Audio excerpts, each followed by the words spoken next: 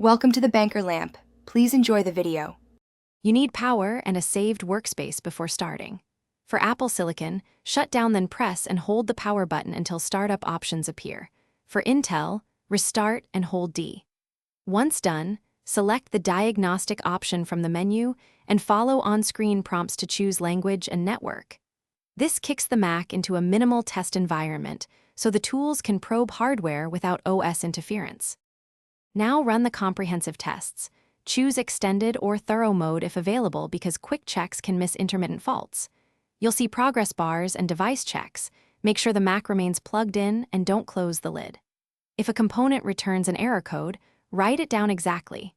Those codes map to specific subsystems. Make sure to let each phase complete so the diagnostics produce accurate logs you can reference or share with Apple support. When tests finish, read the summary and any error codes carefully. They tell you what failed and why. If it reports no hardware faults but problems persist, make sure to try SMC or PRAM reset for Intel Macs or a safe restart for Apple Silicon, and consider reinstalling Mac OS.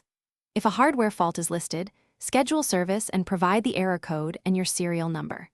Troubleshooting tip: if diagnostics freeze or return inconsistent codes, reboot and run diagnostics again. Intermittent errors often appear only on repeated runs. Thanks for watching. If this was helpful, leave a like and consider subscribing. See you next time.